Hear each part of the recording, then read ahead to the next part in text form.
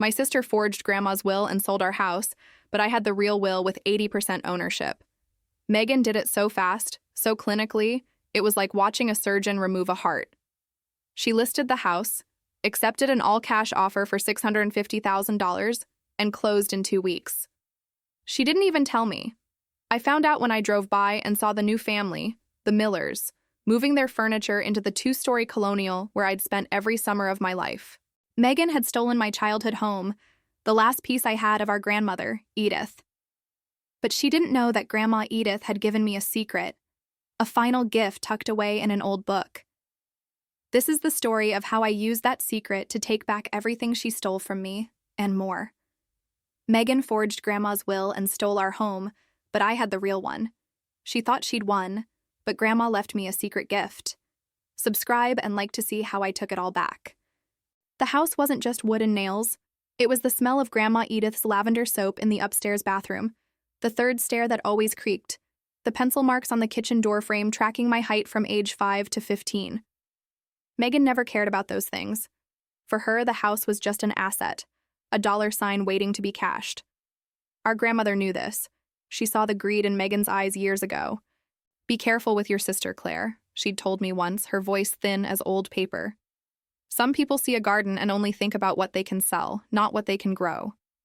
I was living in a tiny 1-bedroom apartment across town, working as a graphic designer and barely making rent. When I saw the moving truck outside the house, my blood ran cold. I called Megan immediately. She answered on the 3rd ring, her voice bright and fake. "Hey, sis. What's up?" I could hear the clinking of glasses in the background. She was celebrating. "What's going on at Grandma's house, Megan?" I asked, my voice shaking. "There's a family moving in." There was a short pause. "Oh, that. Yeah, I sold it. Got a great price for it, too. We can finally put that old place behind us." "We? You sold it? How could you? The will said we were supposed to decide together." She laughed, a sharp, ugly sound. "The will said it was all mine, Claire. I have the paperwork to prove it. Grandma left it to me. I guess she knew who would be more responsible with her legacy." I hung up, my hands trembling so hard I dropped my phone. Her words were a slap in the face. Responsible? Megan, who had a credit card debt that could fund a small country and a history of bad decisions that followed her like a shadow. It was absurd.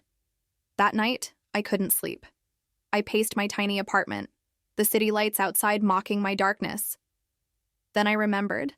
I went to my bookshelf and pulled out an old copy of To Kill a Mockingbird, Grandma Edith's favorite. She had given it to me a month before she passed away. "Read it again, honey," she'd said, her eyes knowing. "Sometimes the most important things are hidden in plain sight." Inside the back cover, taped carefully, was a thick, sealed envelope. My name, Claire, was written on the front in her familiar, elegant script. My fingers fumbled as I tore it open. Inside was the real last will and testament of Edith Evans, dated just 2 months before her death. It was notarized, signed, and witnessed by her lawyer, Mr. Arnold, and her neighbor. It was ironclad. The document clearly stated that I, Claire Evans, was to inherit 80% of the property and all its contents, with the remaining 20% going to Megan, in the hopes that she will use it to find a better path. Attached was a small note from Grandma. "Claire, my dear, I'm sorry to put this burden on you, but your sister is lost in a storm of her own making.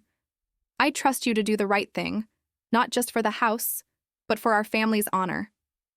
Remember what I always told you. A house built on lies will always crumble on its own foundation." Reading those words, I felt a surge of strength. The grief and shock were replaced by a cold, hard resolve. Megan hadn't just sold a house. She had desecrated a memory and declared war on me. She had built her new, wealthy life on a foundation of lies, and I was about to cause the earthquake that would bring it all down. She thought she had won, celebrating with champagne while I sat in my cramped apartment. She had no idea I was holding the key to her destruction. The first step was a phone call. I looked up the number for Mr. Arnold, the lawyer who had witnessed the will. He needed to know what Megan had done. She had underestimated me. She had underestimated Grandma. That was going to be her most expensive mistake. My hand was still shaking when I found the number for Arnold, Arnold & Smith in an old online directory. The firm was still active. I dialed, my heart pounding against my ribs like a trapped bird. The phone rang 4 times before a crisp, professional voice answered. Arnold, Arnold and Smith. How may I direct your call? I'd like to speak with Mr. Arnold, please, I said, trying to keep my voice steady. It's about the estate of Edith Evans. There was a pause. Mr. Arnold is retired, ma'am. His son, Charles, now handles his cases. May I connect you with him? My stomach dropped. Retired. Of course he was. He had to be in his late 70s by now. No, it's very important that I speak with the senior Mr. Arnold. He was a witness to a document, a very important one. The receptionist sounded doubtful, but she put me on hold. The music was a bland classical piece that did nothing to soothe my frayed nerves. After what felt like an eternity, a man's voice, older and gravelly but still sharp, came on the line. This is Arnold. Who is this? Mr. Arnold, my name is Claire Evans. I'm Edith Evans's granddaughter. Claire, he said, and I could hear a faint smile in his voice. Of course, I remember you. You used to bring your grandmother those little butterscotch candies she loved so much. How are you, my dear? I was so sorry to hear about Edith's passing. His kindness almost made me cry. I'm not okay, sir. That's why I'm calling. It's about my grandmother's will. Ah, yes. Your sister Megan filed it a few weeks ago. A bit of a surprise, I must admit. Edith always spoke of you so fondly. I thought, well, it's not my place to question a client's final wishes. She didn't file the final will, Mr. Arnold. She filed a forgery. The words came out in a rush. Grandma gave me the real one. She hid it for me. The line went silent. I could hear him breathing, a slow, measured rhythm. What are you saying, Claire? She gave me her old copy of To Kill a Mockingbird. There was a sealed envelope inside with the real will. It's notarized, and you signed it as a witness. It's dated 2 months before she passed. It leaves me 80% of the house. The silence on the other end was now heavy, charged with disbelief and dawning anger. A book, he finally whispered. That sounds exactly like Edith. Clever until the very end. Where are you right now, Claire? I'm at my apartment. Stay there. Do not talk to your sister. Do not post anything online. Do not do anything. I'm coming to you. Give me the address. After I gave him my address, he hung up. I sat on my worn-out sofa, the phone still pressed to my ear, the dial tone buzzing. He believed me. The first person I told, and he believed me without hesitation. While I waited, a sick curiosity got the better of me. I opened my laptop and went to Megan's Instagram. Her profile, once a collection of selfies and complaints about her job, had transformed overnight. The latest post was a picture of her holding a champagne flute on a rooftop bar downtown, the city skyline sparkling behind her. She was wearing a new dress, one I knew cost more than my month's rent. The caption read, "Celebrating new beginnings and honoring Grandma's legacy the way she would have wanted. Blessed, Hachiarch or new chapter, Achir, making memories." I scrolled down. There was a picture of a brand new pearl-white Mercedes-Benz sedan with a giant red bow on the hood. "Meet my new baby," the caption said. Then another picture, this one of a receipt from a designer boutique. She'd spent over $10,000 on handbags. My stomach churned. This was my grandmother's legacy. Not a memory to be honored, but a treasure chest to be looted. She was spending the money from the sale of our home, from the sale of my memories, on things that would be out of style in a year. An hour later, there was a firm knock on my door. It was Mr. Arnold. He was shorter than I remembered, with a fringe of white hair and eyes that were still piercingly intelligent behind thick glasses. He carried an old leather briefcase. He stepped inside my tiny apartment and looked around, his expression unreadable. "This is where you live?" he asked, his voice gentle. I nodded, suddenly embarrassed by the peeling paint on the window frame and the stack of bills on my small kitchen table. "Let me see the will, Claire," he said softly. I retrieved the envelope and handed it to him. He sat at my table, put on a pair of reading glasses, and carefully examined the document. He ran his thumb over the seal, the signatures, his own familiar scrawl at the bottom. He read it once, then twice. When he finally looked up, his face was like stone. It's authentic, he said, his voice low and cold with fury. This is the last will and testament I drafted and witnessed for your grandmother. The one your sister filed with the court is a forgery. And a clumsy one at that, now that I know what to look for. He closed his eyes for a moment. Your sister has committed a felony, Claire. Several, in fact. Mail fraud, wire fraud, perjury. He trailed off, shaking his head. What do we do? I asked, my voice barely a whisper. He looked at me, and for the first time, I saw not just a lawyer, but a protector, the same man my grandmother had trusted for 40 years. We do what Edith would have wanted, he said, his voice ringing with conviction. We don't just get the house back. We make sure Megan understands that some things are not for sale. We are going to dismantle her new life, piece by piece, until all that's left is the truth. He tapped the will on the table. And this, my dear, is our foundation. Mr. Arnold folded the will and placed it back in the envelope with the reverence of a historian handling a sacred text. He looked at me, his eyes sharp and clear. The first rule in a fight like this, Claire, is to control your emotions. Your sister is counting on you to be hysterical, to scream and cry and make a scene. We will do none of that. We will be silent, precise, and devastating. He stood up, his movements surprisingly fluid for his age. My son Charles runs the firm now. He's brilliant with the technicalities of modern law, the digital paper trails, the electronic transfers. I'm more of an old-school strategist. We'll need both. Come with me to the office. Bring the will. We'll make a certified copy, and the original will go into our vault. The ride to his downtown office was quiet. I sat in the plush leather passenger seat of his impeccably maintained Lincoln, the city lights blurring past the window. I felt a strange sense of calm settle over me. For the first time since I saw that moving truck, I wasn't alone. I had an ally, a general who knew the battlefield. I thought of my grandmother's words, a phrase she repeated often as she tended her rose garden. A house built on lies, she'd say, snipping away a dead blossom, will always crumble on its own foundation. Megan had built a mansion of lies on our family's foundation. I was just going to help it crumble faster. The offices of Arnold, and Smith were like stepping back in time. The air smelled of old books, lemon polish, and quiet power. Dark mahogany walls were lined with leather-bound legal volumes that looked as old as the country itself. Mr. Arnold led me to a large corner office. A man who looked to be in his early 40s stood to greet us. He had his father's intelligent eyes, but a modern, tailored suit and a no-nonsense energy. "Dad, you shouldn't be out this late," he said, his voice a mix of concern and respect. Then he turned to me. "You must be Claire Evans. I'm Charles Arnold. My father called me. I am so sorry for your loss and for this situation." Mr. Arnold placed the will on the massive desk between us. "Charles, this is Edith Evans's final testament. It's genuine. I've examined it myself." Charles picked it up, handling it with professional care. He read it quickly, his eyes scanning the legal language with an expert's speed. He let out a low whistle. 80%, and she filed a forged document claiming 100.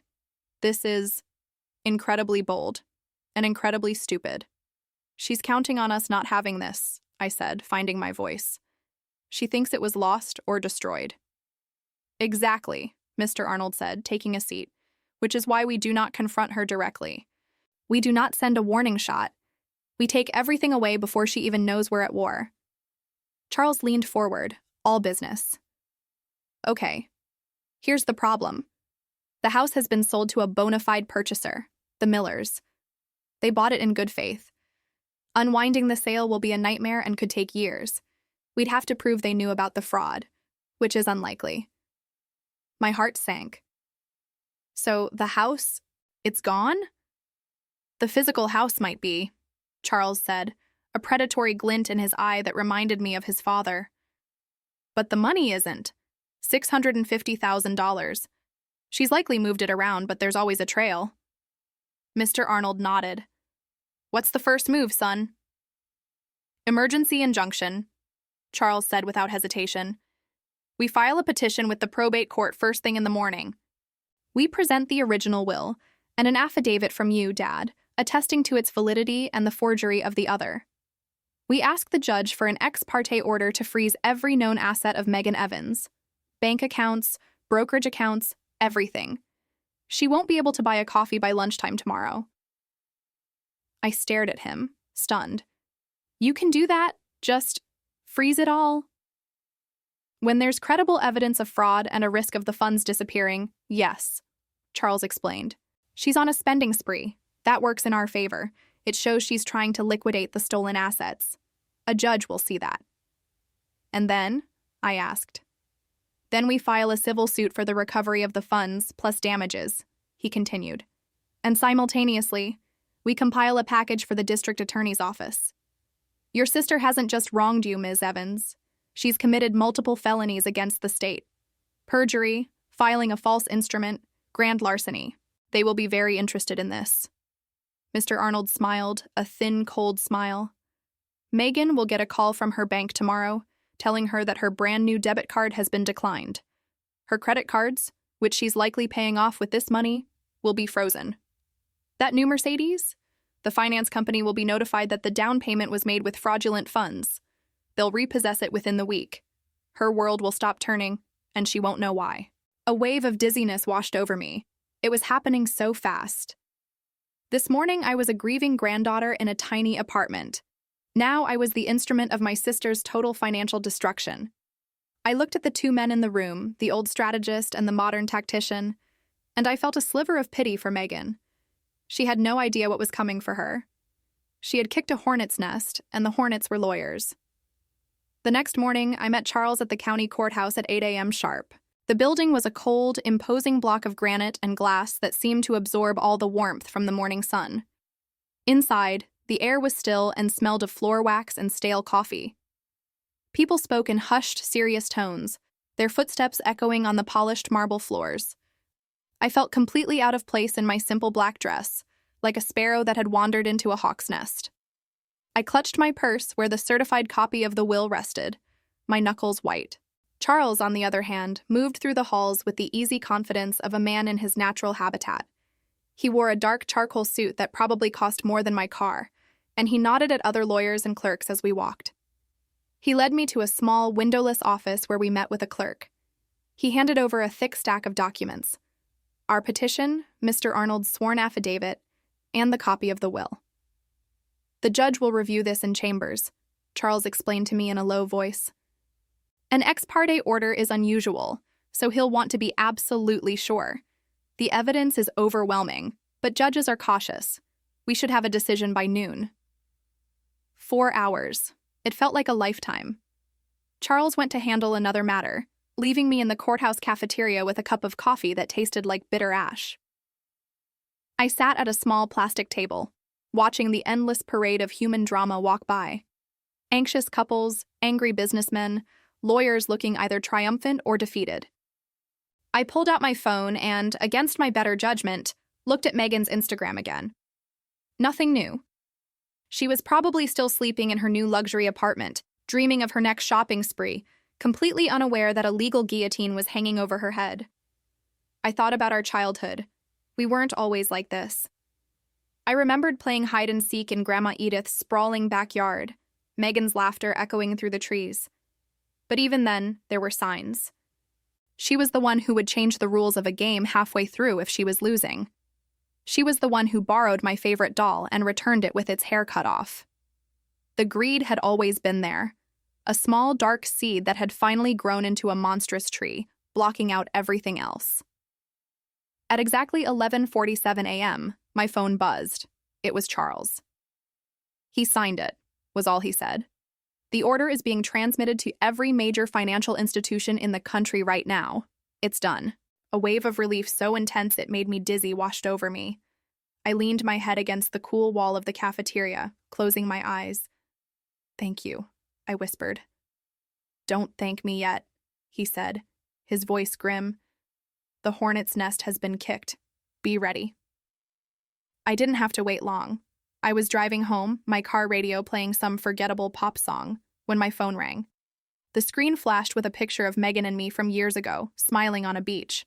My heart hammered against my chest. I pulled over to the side of the road, took a deep breath as Mr. Arnold had advised, and answered, Hello, Megan. What did you do? She didn't say hello. Her voice was a high-pitched shriek laced with panic and fury. What the hell did you do, Claire? I have no idea what you're talking about, I said, my voice deliberately calm and level. Don't you lie to me, I was just at Chanel. My card was declined, all of my cards. They said my accounts are frozen. My bank account, my investment account, everything. They said there's a court order. This has you written all over it, you jealous little witch. I could hear her hyperventilating on the other end of the line. The sound was ugly, but I felt a cold, satisfying calm spread through me. That sounds like a personal problem, Megan. Maybe you should be more responsible with your finances. I used her own word against her. Responsible. There was a choked sound on the other end, a mix of a gasp and a sob. I'm going to sue you for harassment, for slander. I'll ruin you. With what money, Megan? I asked softly. You don't have any money. The court took it away. It seems that house built on lies you bought is already starting to crumble. Silence. The only sound was her ragged breathing. She knew. I don't know how, but in that moment she knew that I knew everything. The bravado in her voice was gone, replaced by a thread of pure, cold fear. You have no proof, she whispered, her voice trembling. I have a little book Grandma gave me, I said, keeping my voice sweet and light. You know, the one you always made fun of me for reading.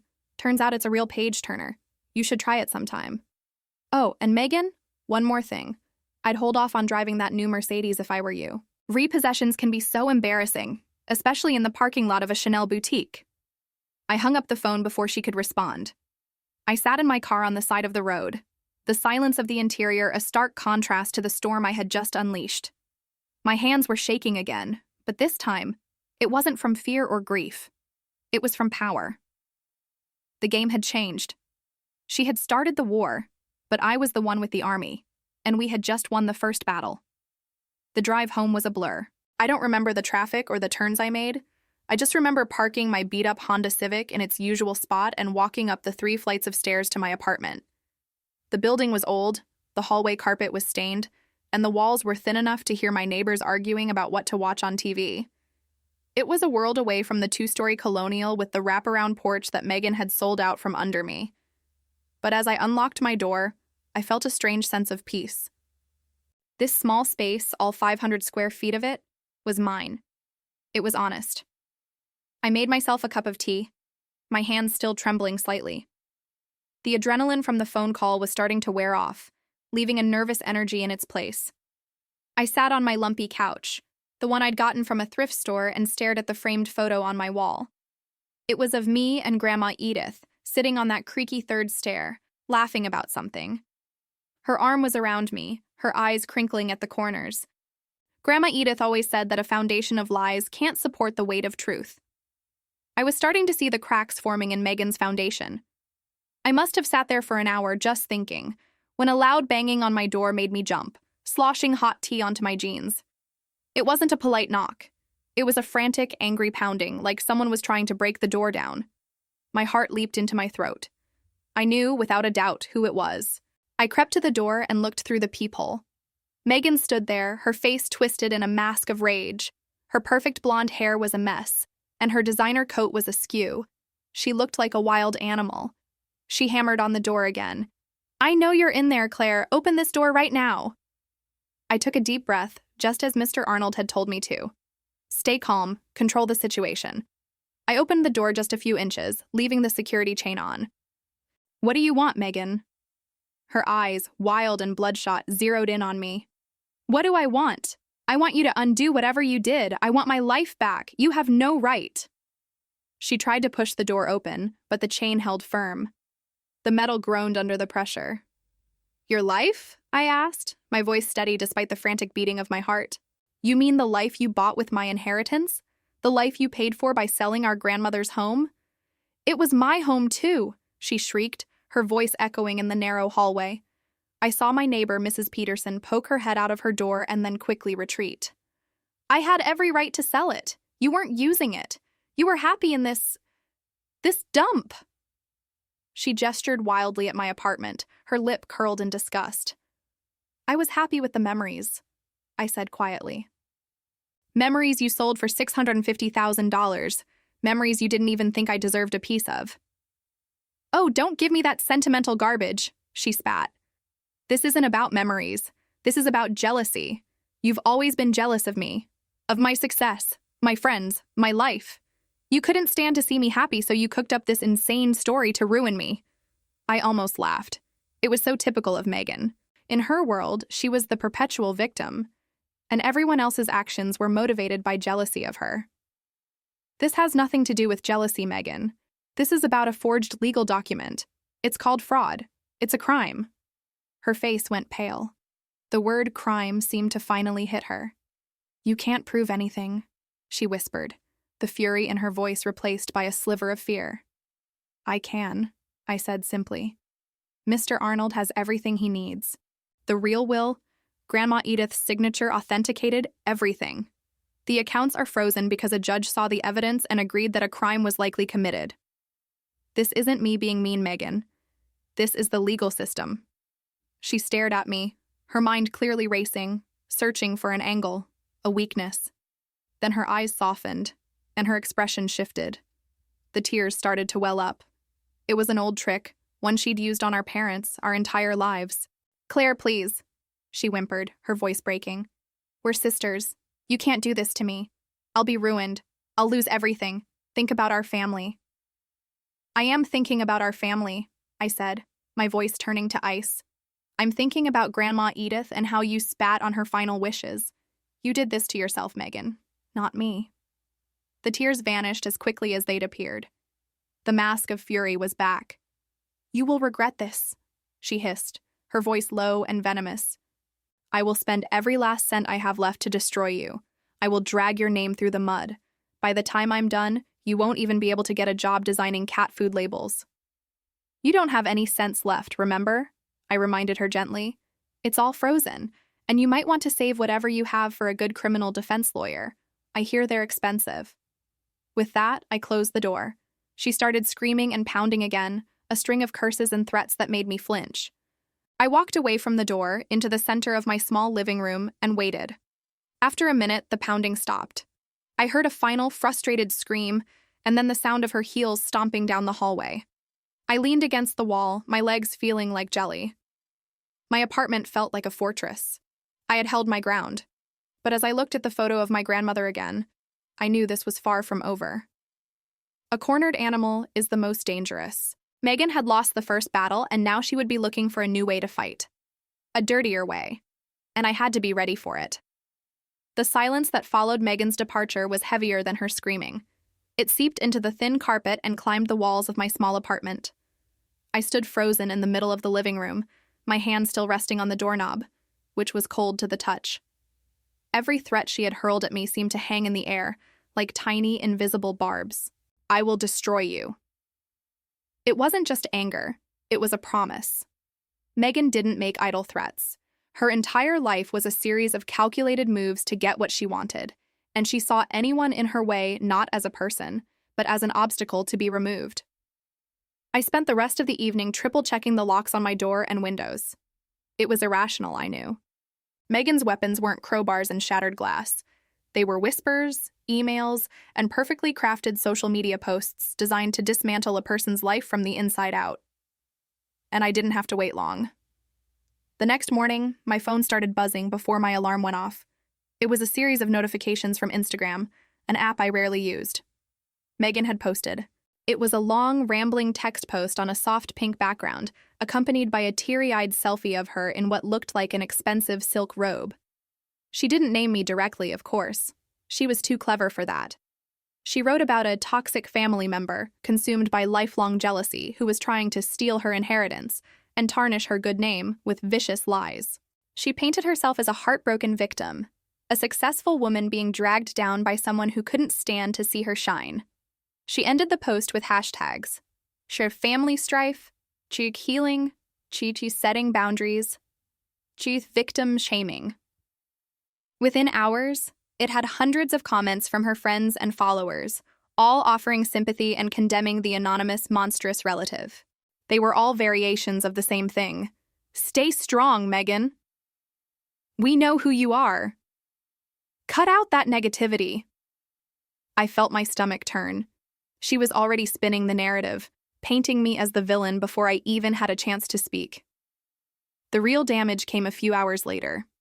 My phone rang, displaying the name of one of my biggest freelance clients, a woman named Cynthia, who ran a successful chain of local bakeries. I had been designing her menus and marketing materials for over a year. "Claire, hi," Cynthia said, her voice unusually strained. I need to talk to you about the holiday campaign." "Of course," I said, trying to sound cheerful. "I was just about to send you the latest proofs for the gingerbread promotion." There was a pause. "That's the thing," she said, and I could hear the discomfort in her voice. "We've received some correspondence, an anonymous email. It linked to some social media posts and made some serious allegations about your character, something about fraud." My blood ran cold. "Cynthia, that's my sister. It's a complicated family dispute, and she's not telling the truth." "I believe you, Claire, I do. Your work has always been impeccable," she said, but I could hear the "but" coming. "But we're a family-focused brand. We can't be associated with any kind of public legal drama, true or not. It's a liability. I have to put the project on hold for now. I'm really sorry." And just like that, a third of my monthly income was gone. I thanked her, my voice a hollow echo of its normal self, and hung up. Megan wasn't just trying to hurt me. She was trying to starve me out, to make it financially impossible for me to continue fighting her. She was cutting off my oxygen. I sank onto my sofa, the threat about designing cat food labels ringing in my ears. This was her game. She would methodically dismantle my life until I had no choice but to surrender, to drop the lawsuit and let her keep the money from our grandmother's house. But as I sat there, feeling the walls of my tiny apartment close in, my eyes fell on the photo of Grandma Edith on my bookshelf. Her smile was gentle, but her eyes were sharp. I remembered her words, spoken to me one afternoon as we sat on the porch swing of that very house. "Be careful with your sister, Claire. Some people see a garden and only think about what they can sell, not what they can grow." Grandma knew. She knew who Megan was, and she wouldn't have left me to fight this battle with just a will. There was something else she'd said, something about a final gift. She'd tucked it away for me, a secret just for me. It was in a book. One of her old leather-bound classics she kept in the study. Megan had probably thrown them all out or sold them for pennies. But wait, I remembered helping Grandma pack a small box of her most precious belongings a few years ago, things she wanted to keep close. I'd put that box in my own storage unit for safekeeping. A surge of adrenaline cut through my despair. I grabbed my keys and was out the door in minutes. The storage facility was a bleak place, a maze of identical orange doors under buzzing fluorescent lights. I found my unit, fumbled with the lock, and slid the heavy door up. There, in the back, under an old blanket, was the small cardboard box marked Edith, Personal. My hands trembled as I carried it back to my car. Inside, nestled among old photographs and yellowed letters, was a thick, worn copy of Pride and Prejudice. It was my grandmother's favorite. I flipped through the pages, my heart pounding, and then I saw it. Taped carefully to the inside of the back cover was a small, tarnished silver key. Beneath it, in my grandmother's elegant script, was an address and a safety deposit box number, and a short note. "Claire, my dear," it read, "some treasures are not made of gold, but of truth. This is for you when you need it most. It will show you what kind of garden to grow." I stared at the key. This was it. This was the secret. It wasn't just a key to a box. It was the key to fighting back. Megan thought she was playing chess, but she had no idea my grandmother had left me a piece that could flip the entire board. The drive downtown was a blur. My little Honda Civic, which usually felt like a cramped tin can, suddenly felt like a chariot. The silver key was cold and heavy in my palm, a solid piece of reality in a world that had dissolved into chaos. I kept glancing at it, then back at the road, my heart thumping a frantic rhythm against my ribs. The address Grandma Edith had written down was for a branch of an old, established bank, the kind with marble columns and brass fixtures that spoke of old money and secrets kept for generations. I parked in a garage 3 blocks away and walked, the city noise fading into a dull hum in the background. All I could hear was my grandmother's voice in my head, not the frail voice from her last days, but the strong, clear voice of my childhood. Some treasures are not made of gold, but of truth. What truth had she left for me? What was in that box that could possibly stand against the blunt force of Megan's greed? The bank was as imposing as I'd imagined. Cool, quiet air washed over me as the heavy glass doors swung shut behind me. I walked across the polished floor to a concierge desk where a man in a perfectly tailored suit looked up from his computer. He had kind eyes and a nameplate that read, Edward. "Good morning," he said, his voice calm and professional. "How can I help you?" My own voice came out shakier than I wanted. I need to access a safety deposit box." I held up the small silver key. It belonged to my grandmother, Edith. I handed him the piece of paper with the box number. Edward examined the key and the note, his expression unreadable. He typed something into his computer, his brow furrowed for a moment. "Yes, I see the account. Edith, a client for over 50 years. He looked at me. "We will need to verify your identity and confirm you are the authorized successor on the account, of course." I felt a jolt of panic. Of course. Megan had probably already thought of this, had probably forged documents to block me from everything. "I have the will," I said, my hand instinctively going to my purse where the original document was safely tucked away. "The real one." I spent the next 20 minutes in a small office with Edward, presenting my driver's license and the will. He made a few phone calls, his voice low and discreet. I sat there, my leg bouncing with anxiety, watching him. He was methodical, careful. Finally, he hung up the phone and gave me a small, reassuring smile. "Everything appears to be in order, Claire. Please, follow me."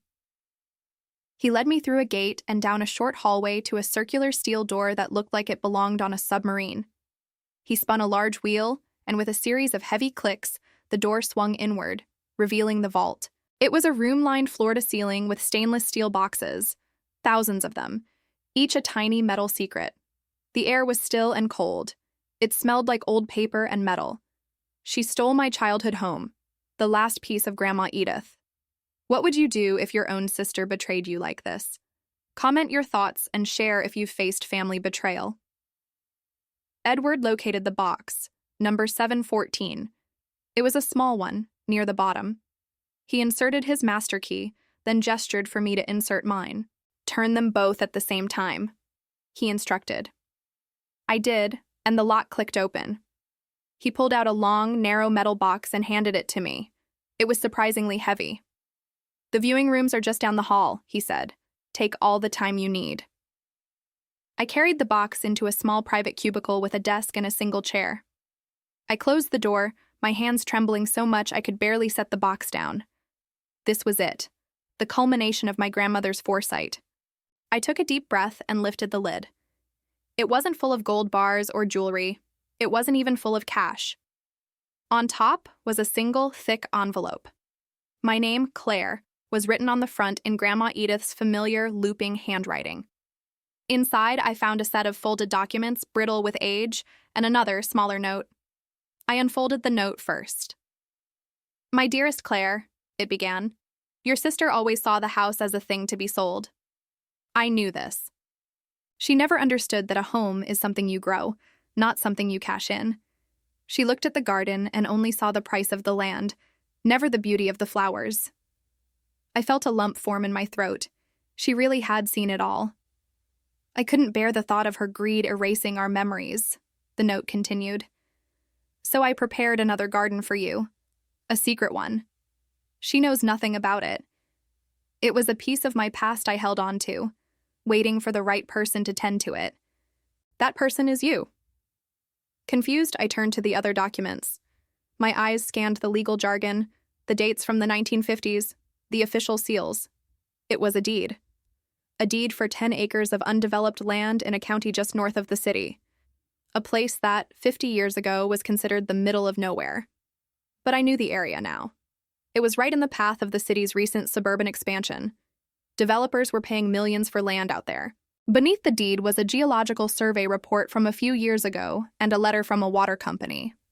I read them, my eyes widening with each sentence. The survey confirmed the presence of a natural spring on the property, a significant one. The letter was an official offer from the county's main water supplier, dated 2 years prior, to purchase the water rights for a staggering amount of money, an offer my grandmother had apparently ignored. I leaned back in the chair, the papers shaking in my hands. It wasn't a treasure of gold, it was a treasure of truth, just as she'd said. The truth was that my grandmother had been sitting on a small fortune, a hidden resource that Megan, in all her meticulous, greedy searching, had completely missed.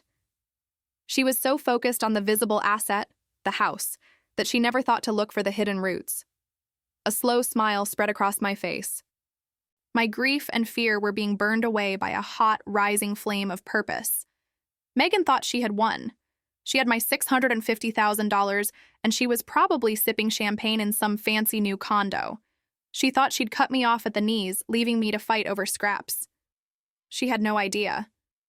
She hadn't just stolen a house. She had awakened something my grandmother had planted in me long ago. Megan had sold our past. Grandma Edith had just handed me the keys to my future, and I knew exactly what kind of garden I was going to grow. I walked out of the bank and into the bright afternoon sun, blinking. The city noise, the traffic, the people rushing past on the sidewalk, it all seemed distant, like a movie playing on a screen. I was in my own world, holding the heavy metal box that contained not just old papers, but a second chance, a secret weapon. For the first time since I saw that moving truck, I felt the ground solid beneath my feet. My first instinct was to call Megan and scream, to tell her she hadn't won, that she was a fool who'd grabbed the low-hanging fruit while ignoring the entire orchard. But I stopped myself. That would be her move. Loud, impulsive, and ultimately short-sighted. Grandma Edith had played a long game, a quiet one. I owed it to her to do the same. I needed a lawyer. Not just any lawyer from a Google search, but someone I could trust. Someone who understood what was at stake. A name came to me pulled from a memory of Grandma Edith talking on the phone years ago, laughing about some old case. Martin. His last name was on the tip of my tongue. I went home and pulled out my grandmother's old address book, a worn leather-bound volume. There he was. Martin, with a phone number for a downtown law firm. The note next to his name said, "He still owes me for that poker game in '78. A small smile touched my lips. The next morning, I called his office. I expected to be blocked by a secretary, but when I mentioned I was Edith's granddaughter, I was put through immediately. His voice was deep and kind. "Claire? My goodness, I was so sorry to hear about Edith. A true original, that one." I explained I had some legal documents of hers I needed help understanding. He cleared his schedule and told me to come in that afternoon. His office was on the 30th floor of a glass tower with a view that stretched all the way to the hills. Martin was in his late 50s, with kind eyes and a handshake that felt like home. He looked at me, really looked at me, and said, "You have your grandmother's eyes. She saw everything." I placed the metal box on his polished mahogany desk. "I think she saw this coming," I said, my voice steady. I laid out the documents. The deed, the geological survey, the water company's offer letter. He put on his reading glasses and examined them one by one, his silence growing deeper with each page he turned. He spent a long time on the survey, tracing the lines with his finger. Finally, he took off his glasses and leaned back, letting out a low whistle. "Claire, do you have any idea what this is?" "I think so," I said. "It's land, with a spring." He chuckled, a warm, rumbling sound. "That's like saying a diamond is a rock. This isn't just land. This spring, the survey confirms it's one of the purest aquifers in the state. And this offer from the water company?" He tapped the letter. "This was from 2 years ago. Property values in that county have tripled since then. Developers are fighting like wolves over every square inch. A parcel of this size with verified water rights. Claire, this isn't a nest egg. It's a dragon's hoard." He stood up and walked to the window, looking out over the city. "Your grandmother was one of the smartest people I ever knew. She bought this land for a pittance back when it was nothing but scrub and rock. Everyone thought she was crazy." He turned back to me. She held on to it. She knew its time would come.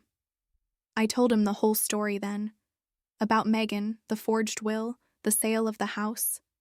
His face hardened. "I'm not surprised," he said quietly. "Edith worried about Megan's appetites. She wanted to protect you." "So what do I do?" I asked. "Do I sell it? Take the money and disappear?" "You could," Martin said, sitting back down. "You could sell the water rights alone and be a multimillionaire by next month. You'd never have to work again. Or you could sell the land to a developer and make 10 times that." He paused, studying me. "But that's not what you want, is it?" I thought of Megan, celebrating with her stolen money. I thought of her smug smile, her belief that she had outsmarted everyone. Selling the land felt too simple, too clean. It would give me money, but it wouldn't give me justice. It wouldn't right the wrong. Looking at the deed in my hands, I remembered something my grandmother Edith always said. The deepest roots grow in the quietest gardens. She had given me a quiet garden, a hidden source of strength. It wasn't meant to be sold off in pieces. It was meant to grow something. A new idea, sharp and clear, began to form in my mind. "No," I said, my voice firm. "I don't want to sell. I want to build." Martin's eyebrows shot up. "Build what?" "I don't know yet," I admitted. "But it has to be something big, something permanent, something that everyone in this city will see." I looked him in the eye. "I want to build an empire right on Megan's doorstep. She took our past. I'm going to use this to build a future so bright it will blind her." A slow, wide grin spread across Martin's face. It was the grin of a man who loved a good fight. "Now you sound like Edith," he said. "All right, Claire, let's get to work. Let's show them what a real garden looks like." The first month was a blur of legal paperwork and caffeine. Martin was a whirlwind of efficiency. We incorporated the company, naming it Aura Water. It sounded clean, modern, and expensive. He handled the initial filings while I spent my days and nights researching. I learned about hydrogeology, bottling logistics, and marketing for luxury goods. My small apartment became command central, its walls covered in flowcharts and printouts. The ghost of Grandma Edith's lavender soap was replaced by the smell of laser printer toner and stale coffee. Martin introduced me to a young architect named Thomas, a man whose ambition seemed to vibrate in the air around him. He had sharp eyes and a sketchbook that was permanently attached to his hand. When I showed him the topographical maps of the land and explained my vision, his eyes lit up. "A facility that honors the source," he said, already sketching furiously. "Glass walls, sustainable materials, a design that blends into the landscape instead of dominating it. We won't just be bottling water, Claire. We'll be bottling an experience, purity, exclusivity." We spent weeks huddled over blueprints in a small rented office space. The project grew more real with every line Thomas drew. It wasn't just a vague idea anymore. It had foundations, plumbing routes, and loading bays. We talked about geothermal heating and solar panels. He designed a visitor center with a tasting room overlooking the spring's origin point, protected under a thick pane of armored glass. It was going to be more than a factory. It was going to be a landmark. As I looked at the plans, I finally understood what building an empire meant. It wasn't about size or money. It was about creating something of such quality and vision that it couldn't be ignored. Something permanent. I was so focused on building the future that I almost forgot about the past. But the past came knocking on my door one rainy Tuesday evening. I recognized the sharp, impatient rap. It was Megan. I opened the door and she swept in, shaking a designer umbrella onto my cheap welcome mat without a second thought. She was dressed in a cream-colored trench coat that probably cost more than my car. Her hair was perfect, her makeup flawless. She looked around my tiny living room, her nose wrinkled in a faint expression of disgust. My research papers were stacked on every available surface. "Well, this is cozy," she said, her voice dripping with false sweetness. She placed a ridiculously expensive-looking leather handbag on my only clean chair. "I heard the most absurd rumor, Claire. I had to come see for myself. They're saying you're trying to build something on that worthless piece of rock Grandma left you." I crossed my arms, refusing to let her intimidate me in my own home. "It's not worthless, Megan. And I'm not trying. I'm doing it." She let out a sharp, disbelieving laugh. Doing what? Playing business with your little lawyer friend? Claire, be serious. You're a graphic designer. You make logos for coffee shops. What do you know about building a company? I'm learning, I said, my voice steady. And unlike you, I'm building something, not just cashing it out. Her smile tightened. The mask of polite concern slipped, revealing the familiar coldness beneath. Oh, this is about the house, isn't it? You're still bitter. I did you a favor, you know. That place was a money pit. I got us a fantastic price. You should be thanking me. You stole my home, Megan. You forged a will and sold our grandmother's house from under me. There's no version of that story where you're the hero. She waved a dismissive hand, a large diamond on her finger catching the light. Details, details. It's done. I have the money, and you have this. She gestured around my apartment again, and a pile of rocks. Let's be adults. What's your game? Are you trying to embarrass me? Because this little water bottle fantasy is just sad. I thought of Grandma Edith's words then, clear as a bell in my mind. Some people see a garden and only think about what they can sell, not what they can grow. You don't get it, do you? I said, a real smile touching my lips for the first time. You never have. You see a piece of land and think, how much? I see a source and think, what can this become? You sold our past for cash. I'm using my inheritance to build a future. Megan stared at me, her eyes narrowing. For the first time, she seemed to realize this wasn't some petty, emotional tantrum. She saw a flicker of the same iron will that our grandmother had possessed, and it scared her. A future? She scoffed, but her voice lacked its earlier confidence. You don't have the money, the connections, or the guts to build anything. You need permits, zoning approvals, environmental impact reports. Do you have any idea the kind of people you have to deal with? The palms you have to grease? She picked up her handbag, her movements sharp and angry. She walked to the door and paused, turning back to face me. Her smile was gone, replaced by a look of pure malice. You're in over your head, little sister, she hissed. This isn't a game. You think you can just waltz in and build an empire? This city has rules, and it has gatekeepers. You're about to find out what happens when you try to build on someone else's territory without permission. She slammed the door behind her, leaving me alone in the sudden silence. The confidence I'd felt moments before was now mixed with a cold knot of dread. She hadn't just been mocking me. She had been delivering a warning, a threat. The fight for the house was over. A new war, for the future, had just begun. Megan's threat echoed in my ears for days, a low hum of anxiety beneath the surface of my excitement. I tried to ignore it, focusing instead on the tangible steps of building my business. I'd spent weeks working with my lawyer, Charles, a sharp and surprisingly passionate attorney who seemed to genuinely believe in my case. We had filed the correct paperwork, incorporating Edith Spring as a company. I'd used a small portion of my savings to hire a hydrologist who confirmed the purity and mineral content of the water was exceptional.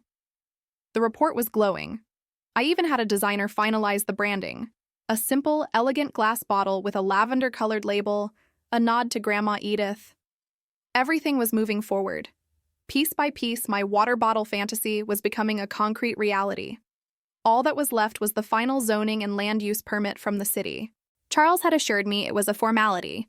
The land was zoned for light commercial use, the environmental reports were clean, and we had met every single requirement. I walked into the city planning department on a Tuesday morning, my portfolio tucked under my arm, feeling a surge of nervous optimism. The building smelled of old paper and stale coffee.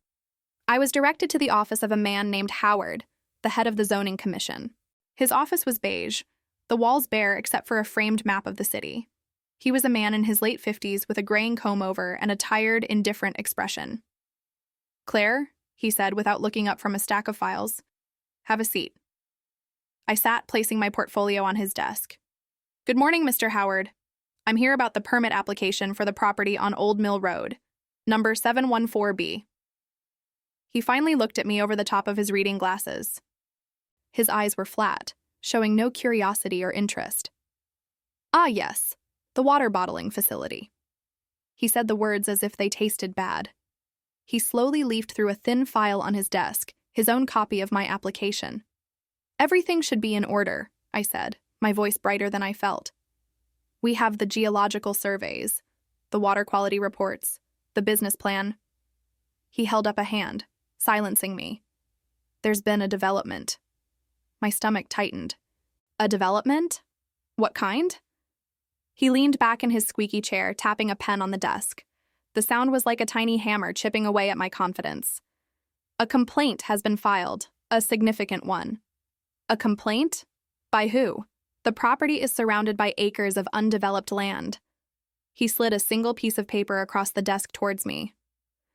An injunction has been filed by a citizens group, the North County Preservation Alliance, and they're citing potential environmental impact on the local watershed, disruption to wildlife habitats, and concerns about commercial vehicle traffic. I stared at the letterhead. The name sounded official, important, but I'd lived in this area my whole life. I'd never heard of them. I don't understand. My reports show the impact is negligible. We designed it to be as low impact as possible. And traffic? It's a small-scale operation. That's not for me to decide, Howard said, his voice a monotone drone of bureaucracy. When an official environmental challenge is filed, all related permits are put on indefinite hold pending a full-scale environmental impact study. A process that can take, well, a long time. How long? I whispered, the words catching in my throat. He shrugged, a small dismissive gesture. 18 months, 2 years, maybe longer. These things have a way of getting tied up. 2 years. The words hit me like a physical blow. 2 years without income, 2 years of legal fees, 2 years of my dream gathering dust while my savings dwindled to nothing. It was a death sentence. And then I knew, with a certainty that made me feel cold all over, exactly who was behind the North County Preservation Alliance. This is ridiculous, I said, my voice shaking with anger. This group? It probably didn't even exist a week ago. This is a targeted, bad faith attempt to stop my business before it starts. Howard's expression didn't change. My job isn't to speculate on motives, Miss Claire. My job is to follow procedure, and procedure dictates a full stop on your project, effective immediately. He stamped a large red on hold on my file and closed it. It was a gesture of finality. We're done here. I stumbled out of his office and into the hallway, my heart pounding. I made it to my car before the tears came, hot and furious. Megan's words came back to me. This city has rules, and it has gatekeepers. Howard was a gatekeeper, and Megan had just paid him to lock the gate and throw away the key. She wasn't just trying to win. She was trying to annihilate me, to crush this small piece of hope I had built from the ashes of her betrayal. I sat there for 10 minutes, the official letter from the city clutched in my hand, feeling the full weight of her malice. She had the money and the ruthlessness to drag this out until I was broke and exhausted. She was right. I was in over my head. But then, another feeling started to bubble up through the despair. Pure, unadulterated rage. She thought she could bury me in paperwork. She thought I would just give up and crawl back to my tiny apartment. She had underestimated me. She had underestimated Grandma Edith's blood running through my veins. I wiped my eyes, took a deep breath, and pulled out my phone. I dialed my lawyer. Charles, I said, my voice now steady and cold as ice. It's Claire. You were right to be cautious. Megan made her move. I explained the meeting, the fake preservation group, the indefinite hold. There was a long silence on the other end of the line. Then Charles sighed. I was afraid of this. This is a classic strategic litigation against public participation tactic, a slap suit, but in reverse. They're using bureaucracy as a weapon to bleed you dry. Fighting this head-on in the environmental courts will cost a fortune and take years. So what do we do? I asked, gripping the steering wheel. We don't fight them on their territory, he said, and I could hear a new energy in his voice. They want to hide behind a corporate shield, a fake citizens group? Fine. We don't fight the lawsuit. We investigate the people who filed it. We find out who is funding the North County Preservation Alliance. We follow the money. A shell company always leaves a trail. A shell company always leaves a trail. Those words from Charles became my mantra for the next 2 days. Hope, which had felt like a distant memory, was now a small, sharp point of light. It wasn't a warm glow. It was cold and focused, like the tip of a needle. The next morning, I met Charles at his office. With him was a man who looked like he was carved from old oak. He was probably in his late 60s, with a quiet intensity in his eyes that missed nothing. He wore a simple tweed jacket that had seen better decades. "Claire, this is Walter," Charles said. "He's the best private investigator I've ever worked with. If there's a trail, he'll find it." Walter shook my hand. His grip was firm and dry. "Miss Claire, Charles told me the situation. Your sister is either very arrogant or very stupid to think she could pull this off without leaving tracks." "I think she's both," I replied, my voice tight. We spent the next hour in a conference room with Walter outlining his plan. He had already pulled the incorporation documents for the North County Preservation Alliance. Just as I suspected, the company was registered 8 days ago. The address on file was a P.O. box at a commercial mail center on the other side of town. The registered agent was a generic corporate services company, another dead end. "This is standard procedure for hiding ownership," Walter explained, pointing to the documents with a pen. "They create layers. The company that registered this company is owned by another company, and so on. It's designed to make you waste time and money chasing paper ghosts through different states." "So it's hopeless?" I asked, my stomach sinking.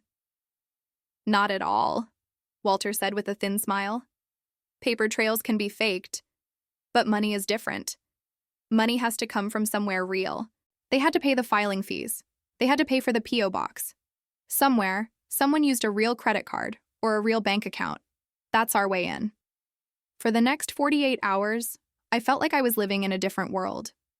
While my friends were posting pictures of their brunch and complaining about their jobs, I was huddled in Walter's cramped, dusty office, which smelled of stale coffee and old files.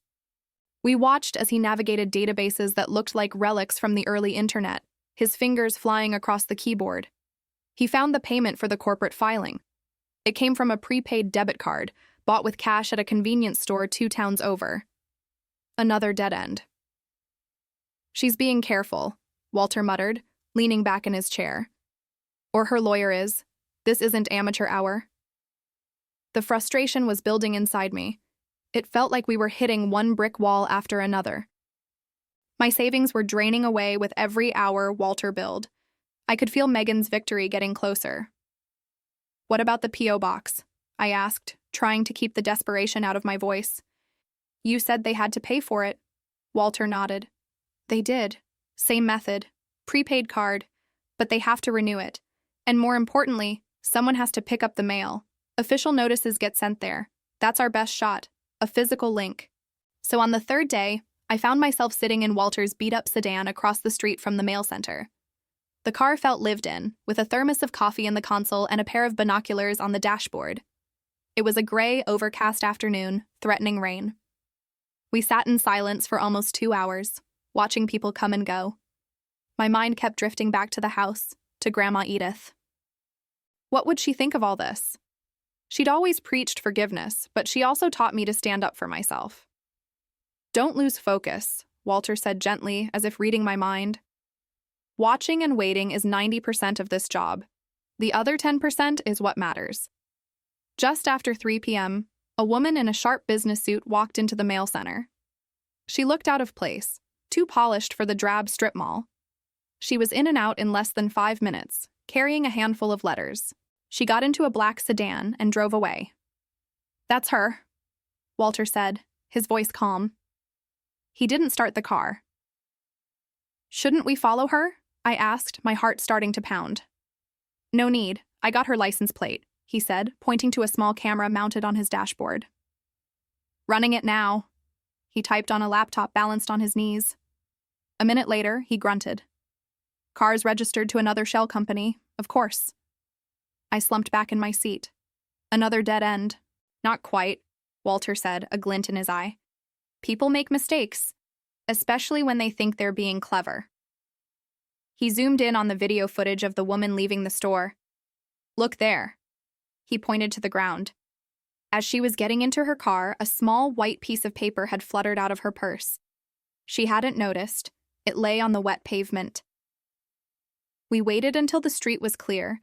Then Walter got out and walked over, pretending to tie his shoe. He casually picked up the slip of paper and got back in the car. It was a receipt, slightly damp but still readable. It was from a high-end coffee shop, the Daily Grind, located just 2 blocks away. It was time-stamped 20 minutes before the woman entered the mail center. "Let's take a walk," Walter said.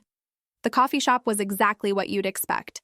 Expensive pastries, minimalist decor, and the quiet hum of people working on laptops. Walter spoke to the manager, a young man named Timothy, showing him his PI license.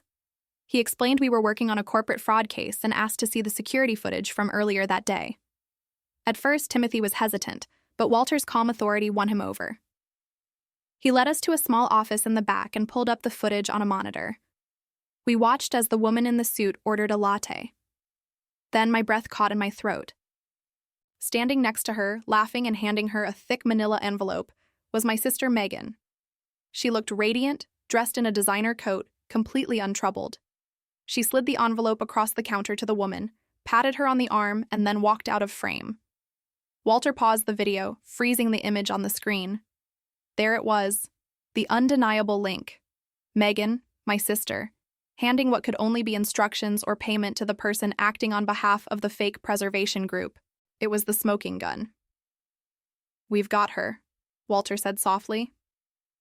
I just stared at the screen, at Megan's smiling face. The cold, sharp point of light inside me grew brighter. It wasn't just hope anymore. It was the promise of justice. I pulled out my phone and dialed Charles. "It's Claire," I said, my voice steady and hard as stone. "We have her. We have her dead to rights." On the other end of the line, Charles was silent for a moment. I could picture him in his high-backed leather chair, looking out over the city. His voice, when it came, was low and decisive. "Good. Don't engage with her. Don't call her. I'll set up a meeting for tomorrow morning at my office. 10 a.m. I'll tell her it's a final settlement offer. She'll come." He was right. Megan's greed was her weakness. The idea of one last negotiation, one more chance to squeeze me, would be irresistible to her. Walter drove me back to my apartment. The city lights blurred past the window, but all I could see was my sister's smiling face on that monitor, so carefree, so certain she had won. For the first time in months, I slept without dreaming of losing my home. The next morning, I walked into Charles's office at 9:45. The room smelled of old books and fresh coffee. Walter was already there, sitting in one of the plush chairs opposite the large mahogany desk. He gave me a firm nod. He didn't need to say anything. His presence was enough. I was not alone. At 10 o'clock sharp, the door opened and Megan swept in. She was wearing a cream-colored pantsuit that probably cost more than my rent for 3 months. She looked at me, then at Walter, and gave a dismissive little laugh. "Bringing muscle, Claire? How pathetic." She sat down, crossing her legs and placing her designer handbag on the floor beside her. "All right, Charles," she said, addressing my lawyer as if he were her employee. "Let's get this over with. What's the desperate final offer?" Charles didn't answer right away. He calmly arranged a few papers on his desk, then steepled his fingers and looked at Megan. "This isn't a negotiation, Megan. This is a surrender." Megan laughed again, a sharp, ugly sound. "I'm sorry. I must have misheard you. Surrender? I hold all the cards. I have the will. I have the money from the sale. What do you have?" "A broke graphic designer and a washed-up PI." "We have evidence," Charles said simply. He turned his large monitor toward her. "We have bank records from 3 different shell companies. We have the forged signature on the will, which 3 separate handwriting experts have confirmed is not Edith's. And," he paused, clicking his mouse, "we have this." He played the video. It was crystal clear on the large screen. The interior of the Daily Grind, the hiss of the espresso machine, and there was Megan, laughing, sliding the manila envelope to the woman in the dark suit, her accomplice. I watched my sister's face. The confident smirk faltered, her eyes widened, and the color drained from her cheeks, leaving her expensive makeup looking like a mask on a corpse. She stared at the screen, her mouth slightly open, as her own smiling face betrayed her. The video ended. Silence filled the room, thick and heavy. "That proves nothing," she whispered, but her voice was thin, brittle. "It proves conspiracy to commit fraud," Charles said, his voice cutting through the silence like a scalpel. "That woman, your associate, has been identified. She's ready to testify against you in exchange for a plea deal. You are facing multiple felony charges: forgery, wire fraud, conspiracy.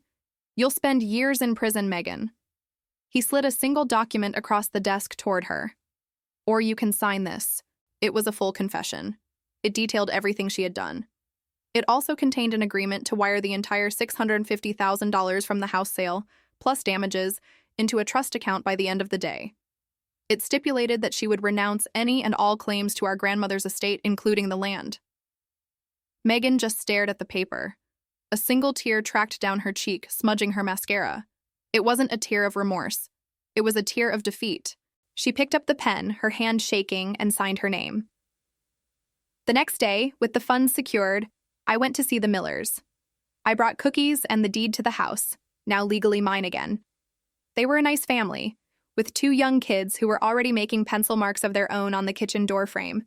They were innocent in all of this. I explained the situation and made them an offer. I would sell them the house back for the exact price they paid, but I would handle all the legal fees and give them 6 months, rent-free, to decide if they wanted to stay or find a new place. The relief on their faces was all the victory I needed. 2 days after that, I drove past Megan's luxury high-rise. A small, battered moving truck was parked out front. I saw her trying to carry a heavy box, stumbling in her heels. Her designer coat was gone, replaced by a simple jacket. The doorman who used to rush to open her car door now stood with his arms crossed, watching her struggle. She was no longer one of them. She was just another person who couldn't make rent. I didn't feel hatred or even satisfaction. I just felt a quiet, sad finality. That evening, I unlocked the front door to Grandma Edith's house. The 3rd stair creaked under my foot, a familiar, comforting sound. I walked through the rooms, the air still smelling faintly of lavender, my home, my past, and my future. I thought of what Grandma had told me, her words echoing in the quiet house. Some people see a garden and only think about what they can sell, not what they can grow. Megan had tried to sell it all, to pave over our memories for cash, but she had failed. I walked out into the backyard, the cool evening air on my face. The garden was waiting. I had my roots back, and now it was time to grow. Megan lost it all, ending up struggling to make rent. I reclaimed Grandma Edith's house and my past. What do you think of my revenge? Subscribe for more intense stories of justice.